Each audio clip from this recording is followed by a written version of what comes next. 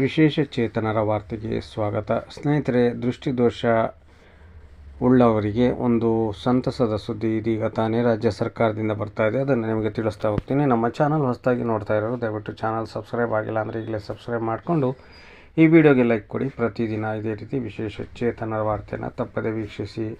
ಆಶಾ ಕಿರಣ ಯೋಜನೆಗೆ ಇಂದು ಮುಖ್ಯಮಂತ್ರಿ ಚಾಲನೆ ನೀಡಲಿದ್ದಾರೆ. ದೃಷ್ಟಿದೋಷ ನಿವಾರಣೆ ಉದ್ದೇಶದ ಯೋಜನೆ 2.45 ಲಕ್ಷ ಮಂದಿಗೆ ಉಚಿತ ಕನ್ನಡಕ ಎಂದು ಸಚಿವ ದಿನೇಶ್ ಗುಂಡೂರಾವ್ ತಿಳಿಸಿದ್ದಾರೆ. ಎಲ್ಲ ವಯೋಮಾನದವರಿಗೆ ಉಚಿತ ಕಣ್ಣಿನ ತಪಾಸಣೆ ನಡೆಸಿ ದೃಷ್ಟಿ ನಿವಾರಣೆ ಉದ್ದೇಶ ಹೊಂದಿರುವ ಸರ್ಕಾರದ ಮಹತ್ವಾಕಾಂಕ್ಷೆಯ ಆಶಾ ಕಿರಣ ನಿಮ್ಮ ಮನೆ ಬಾಗಿಲಿಗೆ ಕಣ್ಣಿನ ಆರೈಕೆ ಯೋಜನೆಗೆ ಮುಖ್ಯಮಂತ್ರಿ ಸಿದ್ದರಾಮಯ್ಯ ಅವರು ಇಂದು ಹಾವೇರಿಯಲ್ಲಿ ಚಾಲನೆ ನೀಡಲಿದ್ದಾರೆ. ಇದರ ಉದ್ದೇಶವಾಗಿ ಮೊದಲ ಹಂತದಲ್ಲಿ ಹಾವೇರಿ, ಕಲಬುರಗಿ, ಚಾಮರಾಜನಗರ, ಚಿಕ್ಕಬಳ್ಳಾಪುರ ಜಿಲ್ಲೆಯಲ್ಲಿ ಇದು ಜಾರಿಯಾಗಲಿದೆ. ಮನೆ ಮನೆಗೆ ತೆರಳಿ ಜನರ ನೇತ್ರ ತಪಾಸಣೆ.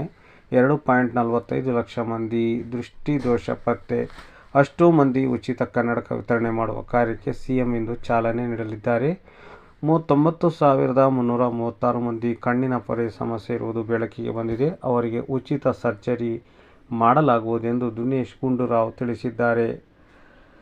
ಸಿದ್ದರಾಮಯ್ಯನವರು ಇಂದು ಹಾವೇರಿಯಲ್ಲಿ ಆಶಾ ಕಿರಣ ಯೋಜನೆಗೆ ಚಾಲನೆ ನೀಡಲಿದ್ದಾರೆ. ಅಂಧತ್ವ ಹಾಗೂ ದೃಷ್ಟಿ ದುರ್ಬಲತೆಯನ್ನು ನಿಯಂತ್ರಣ ಮಾಡುವುದಕ್ಕೆ ರಾಷ್ಟ್ರೀಯ ಯೋಜನೆ ಆಶ್ರಯದಲ್ಲಿ ಈ ಆಶಾ ಕಿರಣ ಯೋಜನೆ ಹಾವೇರಿಯಲ್ಲಿ ಉದ್ಘಾಟನೆಗೊಳ್ಳಲಿದೆ.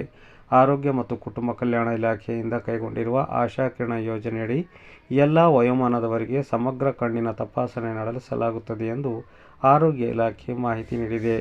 ದೃಷ್ಟಿದೋಷ ಉಳ್ಳವರಿಗೆ ಉಚಿತ ಕನ್ನಡಕ ನೀಡಲಾಗುವುದು ಹಾಗೂ ಉಚಿತವಾಗಿ ಕಣ್ಣಿನ ಪೊರೆ ಶಸ್ತ್ರಚಿಕಿತ್ಸೆ ನಡೆಸಲಾಗುತ್ತದೆ ಎಂದು ಇಲಾಖೆ ಪ್ರಕಟಣೆ ತಿಳಿಸಿದೆ.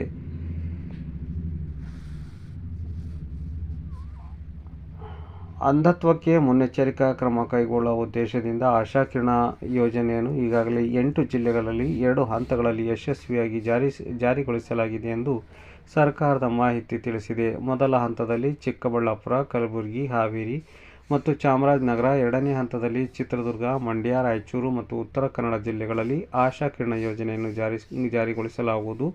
ಈ ಉಪಕ್ರಮಗಳು ಭರವಸೆಯ ಫಲಿತಾಂಶವನ್ನು ನೀಡಿವೆ. ಲಕ್ಷಾಂತರ ವ್ಯಕ್ತಿಗಳು ಕಣ್ಣಿನ ಆರೋಗ್ಯ ಸೇವೆಗಳ ಲಭ್ಯತೆಯಲ್ಲಿ ಪ್ರಯೋಜನ ಪಡೆಯುತ್ತಿದ್ದಾರೆ.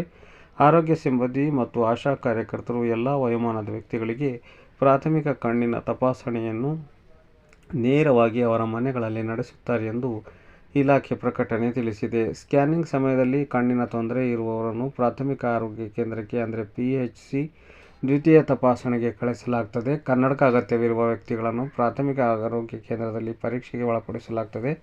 ಅವರ ದೃಷ್ಟಿಯ ದುರ್ಬಲತೆ ಮಟ್ಟವನ್ನು ಆಧರಿಸಿ ಉಚಿತವಾಗಿ ಚಿಕಿತ್ಸೆ ಕನ್ನಡಕವನ್ನು ನೀಡಲಾಗುವುದು. ಸರ್ಕಾರಿ ಆಸ್ಪತ್ರೆಗಳು ಮತ್ತು ನೋಂದಾಯಿತ ಸ್ವಯಂ ಸೇವಾ ಸಂಸ್ಥೆಗಳು ಆಸ್ಪತ್ರೆಗಳಲ್ಲಿ ಕಣ್ಣಿನ ಪೊರೆ ರೋಗಿಗಳಿಗೆ ಉಚಿತ ಶಸ್ತ್ರಚಿಕಿತ್ಸೆ ನಡೆಸಲಾಗುವುದೆಂದು ಆರೋಗ್ಯ ಇಲಾಖೆ ಮಾಹಿತಿ ನೀಡಿದೆ.